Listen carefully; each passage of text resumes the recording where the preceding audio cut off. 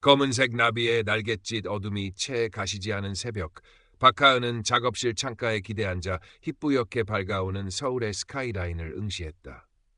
그녀의 손에는 반쯤 마른 붓이 들려 있었고 캔버스에는 아직 형태를 갖추지 못한 강렬한 색채들이 뒤섞여 있었다.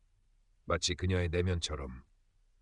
20세의 한국 땅에서 아프리카계 한국인으로 살아온 그녀의 삶은 늘 명확히 정의되지 못한 색들의 혼재였다. 사람들은 종종 물었다. 어느 나라에서 왔어요? 마치 그녀의 어두운 갈색 피부와 곱슬머리가 이곳 서울과 어울리지 않는다는 듯이. 새 크리에이티브 스튜디오 Q, 국내 최고를 자부하는 디자인 회사. 그곳에 신입 디자이너로 합격했을 때 하은은 드디어 자신의 색을 마음껏 펼칠 수 있으리라 기대했다. 그러나 현실은 캔버스 위의 물감처럼 쉽게 섞이지 않았다. 입사 첫날부터 그녀를 따라다닌 미묘한 시선들. 대놓고 드러내진 않지만 공기처럼 그녀를 감싸는 이질감. 그리고 김태준 팀장이 있었다. 회사 대표의 외아들이자 최연소 팀장이라는 화려한 타이틀. 새하얀 피부에 값비싼 수트를 걸치고 항상 오만한 미소를 머금고 있는 남자. 그는 하은이 제출한 포트폴리오를 한 장 한 장 넘기며 입꼬리를 비틀었다. 박하은 실례나? 포트폴리오가 독특하네. 아주 독특해. 그 독특하다는 말의 의미를 하은은 본능적으로 알 수 있었다. 그것은 칭찬이 아니었다. 경계였고 배제였다. 며칠 뒤 회사의 사활이 걸린 서울 글로벌 디자인 페스타 출품작 공모팀이 꾸려졌다. 하은도 팀원으로 합류했지만 김태준은 중요한 회의마다 그녀를 투명인간 취급했다. 그녀가 어렵게 입을 열어 아이디어를 제시하면 그는 코웃음을 치거나 너무 아방가르드해서 대중성이 떨어져. 우리 회사 컨셉이랑은 좀 이라며 일축하기 일쑤였다. 반면 그의 비위를 맞추는 다른 팀원들의 평범하다 못해 진부한 아이디어에는 과장된 칭찬을 아끼지 않았다. 하은은 밤마다 작업실에 남아 홀로 캔버스를 채웠다. 낮 동안 짓눌렸던 감정들이 붓끝에서 터져나왔다. 검은색, 짙은 보라색, 타는 듯한 붉은색. 그녀의 그림은 소리 없는 절규였다. 고등학교 시절 교내 미술대회에서 자화상을 출품했다가 주제와 어울리지 않는 모델이라는 이유로 낙선했던 기억이 악몽처럼 되살아났다. 그때도 심사위원장은 지금의 김태준처럼 하얗고 오만한 얼굴을 하고 있었다. 그날 이후 하은은 한동안 셔터 내린 상점처럼 마음의 문을 닫고 살았다. 하은 씨, 또 야근이에요? 퇴근 준비를 하던 같은 팀 선배 이지혜가 걱정스러운 눈빛으로 다가왔다. 짧은 단발머리에 안경을 쓴 그녀는 합리적이고 이성적인 사람이었다. 하은은 애써 미소를 지으며 고개를 저었다. 아니에요, 선배. 그냥 마무리할 게 좀 남아서요.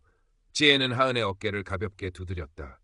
너무 무리하지 말아요. 김 팀장님. 좀 유별나잖아요. 그 말에 하은은 순간 울컥했지만 간신히 감정을 추슬렀다.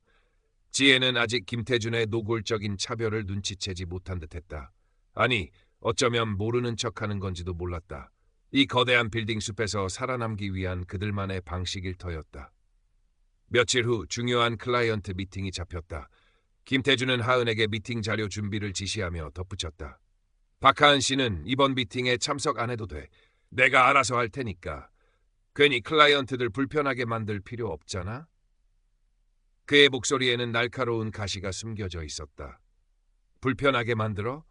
하은은 심장이 차갑게 식는 것을 느꼈다. 그녀의 피부색이, 그녀의 존재 자체가 누군가에게 불편함이 될 수 있다는 사실을 그는 너무나도 쉽게 내뱉었다. 하은은 떨리는 손으로 작업 지시서를 받아들었다. 밤새도록 자료를 준비하면서도 머릿속은 복잡했다. 이대로 계속 당하고만 있어야 할까? 아니면 맞서 싸워야 할까? 하지만 어떻게? 거대한 벽 앞에서 계란으로 바위치는 격이 아닐까? 그녀의 곱슬머리만큼이나 생각은 엉클어졌다. 다음 날 아침 하은은 평소보다 조금 일찍 출근했다. 김태준의 책상 위에 밤새 준비한 미팅 자료를 올려놓으려던 순간 그의 사무실 안에서 작은 목소리가 새어나왔다. 김태준이 누군가와 통화 중이었다. 그래서 말인데 이번 프로젝트는 아무래도 박하은 씨 빼고 진행하는 게 좋겠어. 실력은 둘째치고 얼굴 마담으로 내세우기엔 좀 그렇지 않나? 우리 회사 이미지랑도 안 맞고. 안 그래도 대표님 눈밖에 날까봐 조마조마한데. 응, 알았어. 그렇게 처리해. 하은은 그 자리에 얼어붙었다. 손에 들고 있던 자료가 바닥으로 떨어지며 요란한 소리를 냈지만 김태준은 통화에 열중한 나머지 듣지 못한 듯했다. 얼굴 마담, 이미지랑 안 맞아. 그의 말들은 비수가 되어 하은의 가슴에 깊숙이 박혔다. 그녀의 모든 노력과 재능이 단지 피부색이라는 이유만으로 이렇게 쉽게 부정당할 수 있다는 사실에 온몸의 피가 역류하는 듯했다. 그때 복도 저편에서 이지혜가 다가오는 것이 보였다.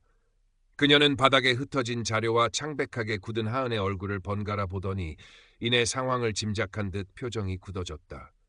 지혜는 김태준의 사무실 문을 노려보며 낮게 말했다. 방금 다 들었어요, 하은 씨? 하은은 차마 고개를 들 수 없었다. 눈물이 뺨을 타고 흘러내렸다. 지혜는 말없이 다가와 하은의 어깨를 감쌌다. 그녀의 손길은 따뜻했다. 괜찮아요? 내가 있잖아요.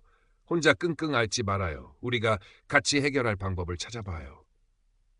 지혜의 목소리는 작았지만 단호했다. 그 순간 하은은 처음으로 이 지독한 어둠 속에서 한 줄기 빛을 본 것 같았다. 혼자가 아니라는 사실만으로도 작은 용기가 샘솟았다. 그날부터 하은과 지혜의 비밀스러운 공조가 시작되었다. 지혜는 법률 자문을 구해보고 사내 부조리 신고 채널을 알아보는 등 적극적으로 움직였다. 하은은 김태준의 차별적인 언행이나 부당한 업무 지시가 있을 때마다 몰래 녹음하거나 기록으로 남겼다. 김태준의 책상 서랍에서 우연히 발견한 하은의 아이디어를 교묘하게 베껴 자신의 것처럼 포장하는 프로젝트 기획안은 결정적인 증거가 될 수 있었다. 하지만 증거를 모으는 과정은 순탄치 않았다. 김태준은 하은과 지혜의 미묘한 변화를 감지한 듯 더욱 교묘하게 그들을 압박해왔다. 박하은 씨, 요즘 일에 집중 못하는 것 같던데? 이러면 곤란해. 인사고과에 반영될 수도 있다고. 혹은 이지혜 씨, 괜한 일에 휘말려서 좋을 거 없어. 내 말 무슨 뜻인지 알지? 그의 협박은 때로는 회유로, 때로는 노골적인 경고로 이어졌다. 다른 팀원들의 반응은 냉담했다. 대부분은 방관하거나 못 본 척했고 몇몇은 노골적으로 김태준의 편에 섰다. 원래 세상이 그런 거야. 괜히 나서서 피보지 마. 익명의 쪽지로 응원을 보내오는 소수의 동료도 있었지만 그들은 그림자 속에 숨어 모습을 드러내지 않았다. 하은은 다시 한번 깊은 고립감을 느꼈다. 선배, 우리가 정말 할 수 있을까요? 불안감에 휩싸인 하은이 지혜에게 물었다. 지혜는 하은의 손을 잡으며 단호하게 말했다. 두렵지 않다면 거짓말이겠죠. 하지만 하은 씨, 우리가 여기서 멈추면 저런 인간들은 절대 바뀌지 않아요. 당신의 재능이, 당신의 노력이 부당하게 짓밟히는 걸 더 이상 보고만 있을 수는 없어요. 지혜의 눈빛은 진심이었다. 하은은 그 눈빛 속에서 꺼져가던 희망의 불씨를 다시 발견했다. 그래, 여기서 포기할 수는 없었다. 자신의 존재를 증명하기 위해서라도, 그리고 자신과 같은 또 다른 누군가를 위해서라도 하은은 다시 붓을 잡았다. 이번에 그녀가 선택한 색은 더 이상 어둠과 절망이 아니었다.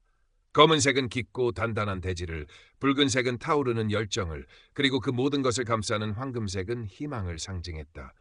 그녀의 그림은 이제 절규가 아닌 강인한 의지의 표출이었다. 서울 글로벌 디자인 페스타에 출품할 작품의 컨셉은 그렇게 완성되어 갔다. 제목은 검은 나비의 날갯짓.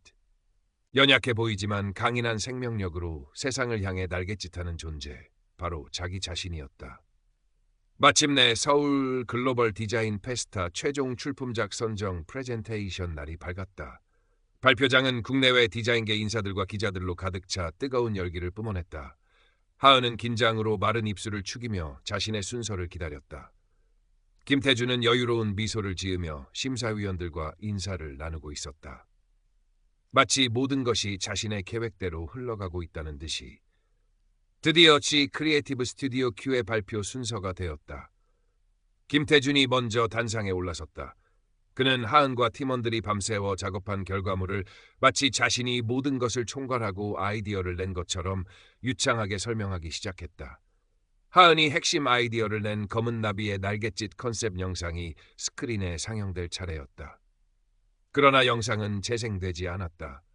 대신 화면에는 어로라는 붉은 글씨만 깜빡였다. 이런 기술적인 문제가 생긴 모양입니다. 죄송합니다. 김태준은 당황한 기색 없이 어깨를 으쓱하며 말했다. 그리고는 은근한 목소리로 하은을 향해 속삭였다. 박하은 씨, 영상 파일 제대로 확인한 거 맞아? 이런 중요한 자리에서 실수하면 어떡해? 그의 눈빛에는 조롱과 비웃음이 가득했다. 모든 책임을 하은에게 떠넘기려는 속셈이었다. 그때였다. 하은은 자리에서 벌떡 일어났다. 심장은 미친 듯이 뛰었지만 그녀의 눈빛은 그 어느 때보다 단단했다. 이지혜가 눈짓으로 용기를 주었다. 하은은 단상으로 성큼성큼 걸어나갔다. 잠시만요. 기술적인 문제가 아닙니다. 하은의 목소리가 마이크를 통해 발표장에 울려 퍼졌다. 사람들의 시선이 일제히 그녀에게 쏟아졌다. 김태준의 얼굴이 당혹감으로 일그러졌다. 하은은 숨을 깊게 들이쉬었다. 그리고 준비한 USB를 노트북에 연결했다. 화면에는 김태준이 다른 임원에게 하은을 비하하며 프로젝트에서 배제하려 했던 통화 녹음 내용과 하은의 아이디어를 도용한 증거들이 차례로 나타났다. 발표장은 삽시간에 찬물을 끼얹은 듯 조용해졌다. 기자들의 카메라 플래시가 쉴 새 없이 터졌다.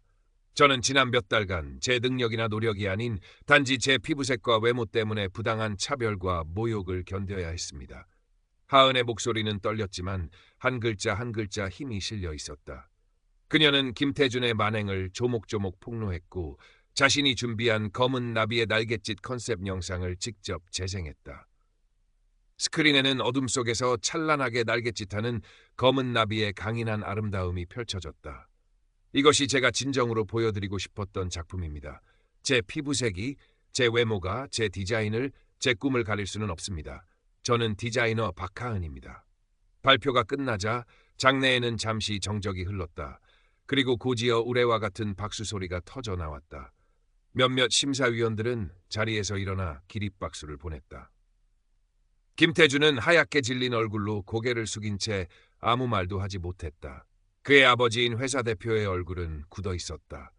모든 것이 끝났다는 것을 직감한 듯. 그날 이후 김태준의 비리는 언론을 통해 대대적으로 보도되었다. 제 크리에이티브 스튜디오 Q 주가는 폭락했고 김태준은 회사의 명예를 실추시킨 책임을 물어 모든 직위에서 해임되었다. 그가 그토록 자랑스러워했던 사회적 지위와 배경은 한순간에 물거품처럼 사라졌다. 한때 그를 떠받들던 사람들은 싸늘하게 등을 돌렸고 그는 철저히 혼자가 되었다. 어쩌면 그는 이제야 깨달았을지도 몰랐다. 타인의 시선 속에서 이방인이 된다는 것이, 존재 자체가 부정당하는 것이 얼마나 고통스러운 일인지를. 그의 하얀 피부는 더 이상 특권의 상징이 아니었다. 그것은 단지 그의 오만함과 추악함을 더욱 도드라지게 하는 배경색일 뿐이었다. 하은의 검은 나비의 날갯짓은 그해 서울 글로벌 디자인 페스타에서 대상을 수상했다. 그녀의 용기 있는 고백과 뛰어난 작품은 국내외 디자인계에 큰 반향을 일으켰고 유수의 해외 스튜디오에서 스카우트 제의가 쏟아졌다.